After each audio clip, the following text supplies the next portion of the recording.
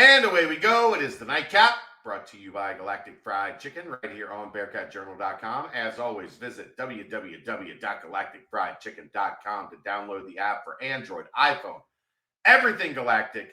Get to the app.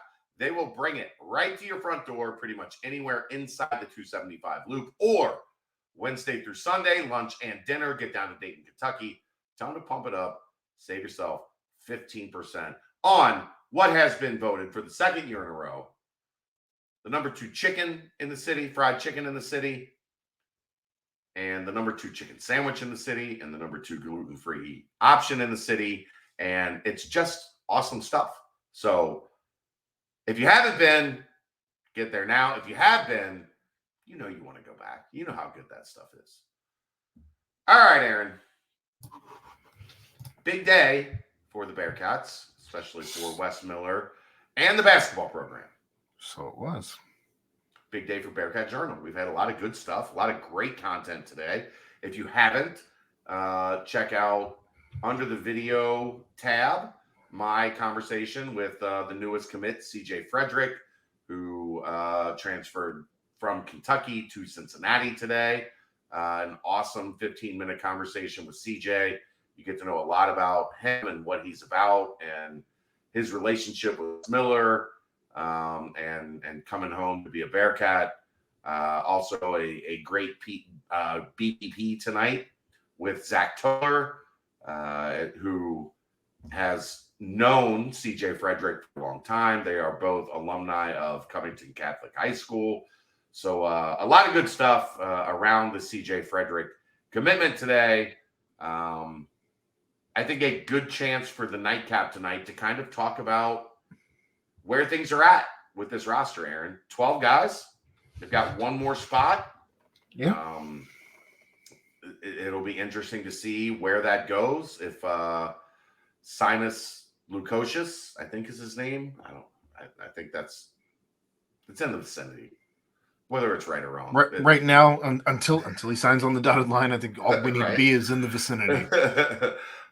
He's a transfer from Butler. He's got a couple years remaining. We'll see where that ends up. But let's talk about where the roster is at right now, Aaron. What are your thoughts on adding CJ Fredrick to the mix and kind of where things stand for Cincinnati with him in the fold? Well, people were worried about scoring. With the way that the roster was set up before today.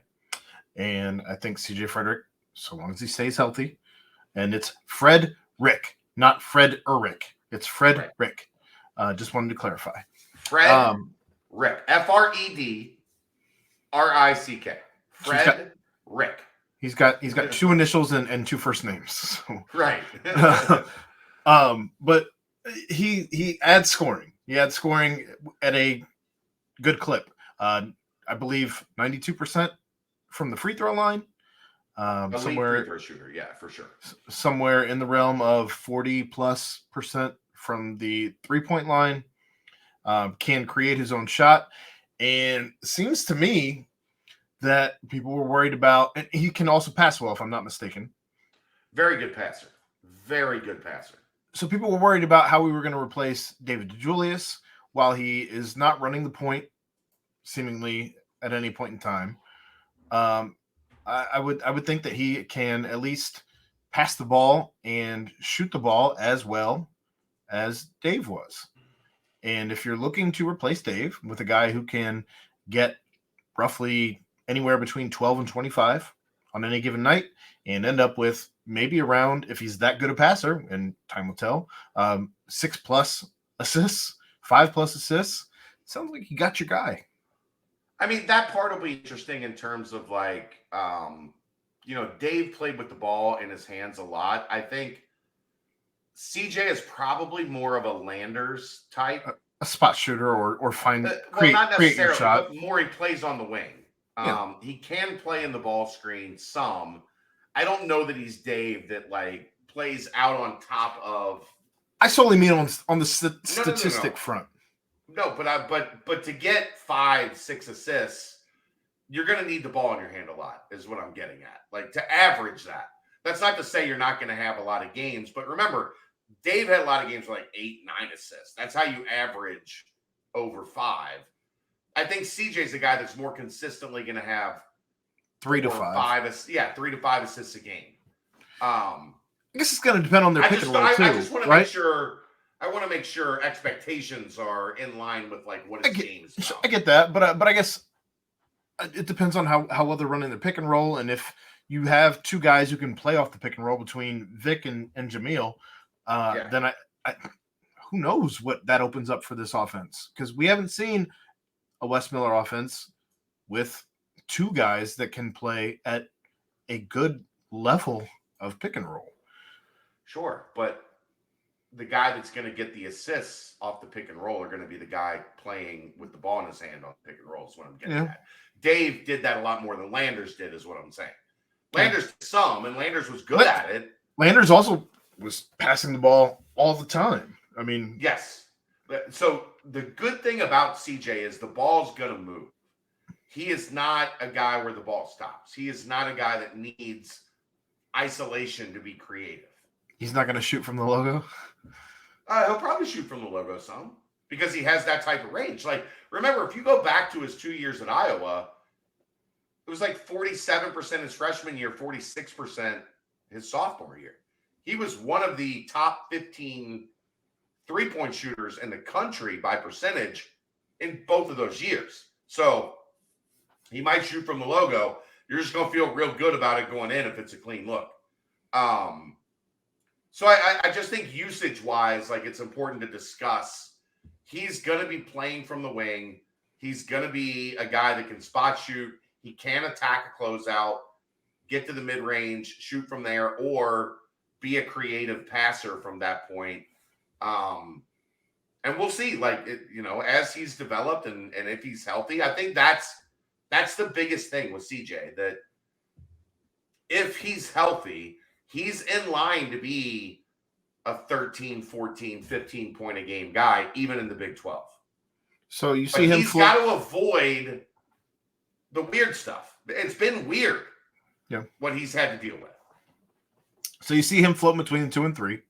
Yeah. That's kind of a crowded position, as at that 2 and 3 spot, you have Day, you have Dan Skillings. He's going to be a 1. That's it. Maybe you'll see him play some with, but the way this I put him at 1-2 combo guard, because I wouldn't be surprised if you saw him and Micah on the floor at the same time. Him and Jizzle on the floor at the same time. I don't know. Like, with CJ added in, I think that's less of a necessity, because you have CJ, you have John Newman, you have Dan Skillings. Well, which is what I was getting at. That's a crowded area between that 2 and 3 spot, because Dan, CJ, John. I think you see less time from the others. Rayvon. But yeah, he works into that mix because he's a 2-3. Mm-hmm. I think you see less time from the others at the 2-3 now that you've got this kind of, 4-man rotation between those 2 spots. Do I think there will be some times you'll see like Day or Micah at the 2? Yeah, but I don't think it's going to be abundant. Like, I think it'll be in foul trouble type quick situations. Stretches, guys getting rest, whatever. Defensive scheming or something like that. Yeah. So, yeah, I just, again, it's another one of those things. Like, I want to, as we are talking about things in the moment, I want to make sure I paint a clear picture of where I think things are at, because people are very good at taking what I say and making it not what I say. I heard Chad say, I'm like, whoa, I didn't hear Chad say that. That's not what I said. So I guess the only position where they seem thin at this point, because again, right now, I mean, as it currently exists, and I know that some people think that you still have people who need to jump in the portal on this roster. But you have essentially 4 bigs to man the 4 and the 5. Yeah. As things currently stand. I think what'll be interesting there, do we see, as Josh Reed develops, does he maybe see more of a role as a 4 on this team? I wasn't even including him. I know that, but I'm saying, like, when you talk about there's only 4, you only have 4 bodies currently, what you consider in those 2 spots. Does Josh Reed maybe factor in there? Does John Newman potentially factor in there as like a defensive rotational piece that can buy you some minutes at the 4? Or if you add in a bigger wing. That, like Simus. Like a Simus, right? Yeah. Or if you can't get Simus, do you focus on maybe a 4?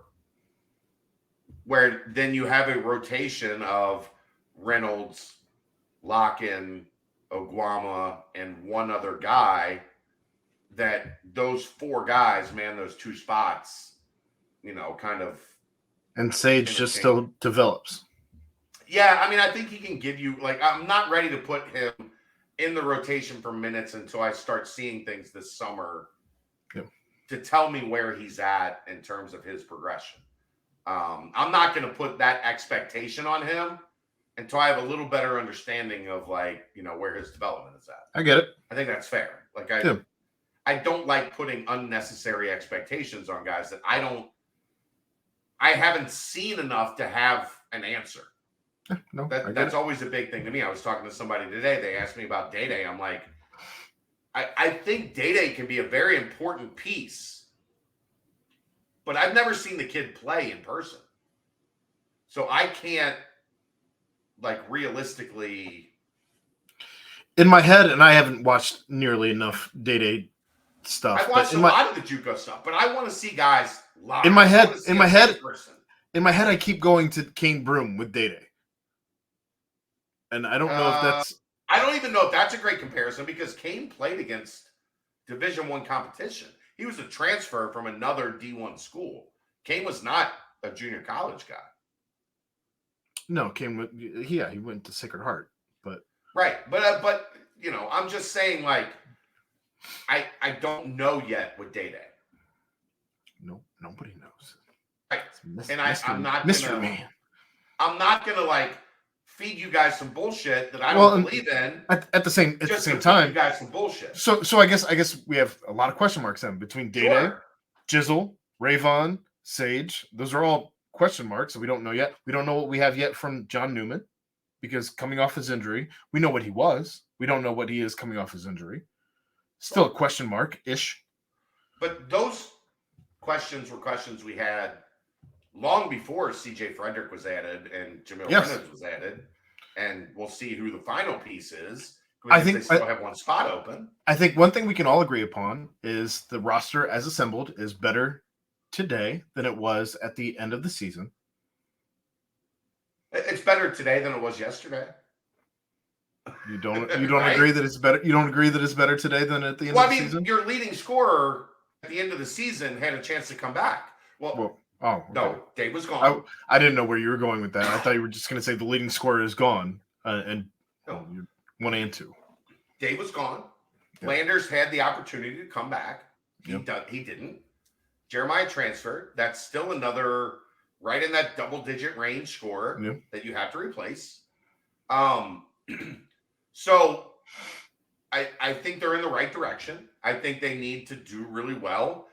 As I've said this entire time, they need top of the roster guys with these 3 spots. And remember, I've said from the beginning, 2 or 3 spots. Landers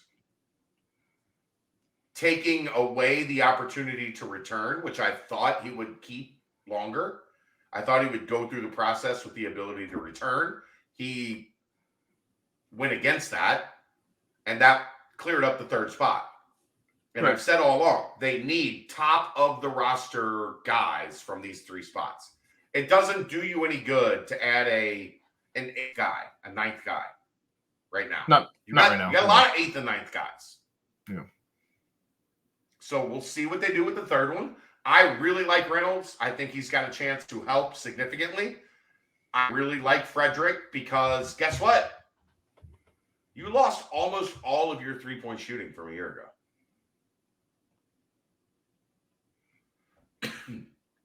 Dave was a high volume, very solid average. Yeah, I guess as the roster currently stands right now, you'd be looking at Dan, Josh, Micah is your by a significant margin. Micah is your best Day. Well, CJ Fredrick is now your best 3-point. Sure, I'm saying before today, though. Yeah. I mean, yeah, those who you have. So the roster is better today than it was, and there's still one spot open that gives you a chance to make it even better. On top of Reynolds and CJ, it'll be very interesting to see what they do with that spot. Because I feel like there's a lot of places you can go. If Simons wants to commit, they'll take it. Absolutely. Yeah. I'm lit. It's just an interesting because of what we talked about. Like there's a lot of dudes at the 2, 3, 4 right now for this team. Yeah. Where does Simons see himself fitting into that? If he sees it as an opportunity to come in and be a starter level player in the Big 12, I think it'd be a great fit. But he's picking between 3 Big 12 schools. It's just a matter of crazy. Which one does he think is best for him? What's the best fit? We'll see. And if he goes somewhere else, everybody was upset when Estrada. We'll see him plenty. Faded. Well, everybody was upset when Estrada faded away, and within like a day, CJ Fredrick was in the portal, and now we're here. Never count this staff out. I promise they know what they're doing. That'll wrap it up. We'll see you tomorrow night. That is the Nightcap, brought to you by Galactic Fried Chicken, right here on BearcatJournal.com. See ya!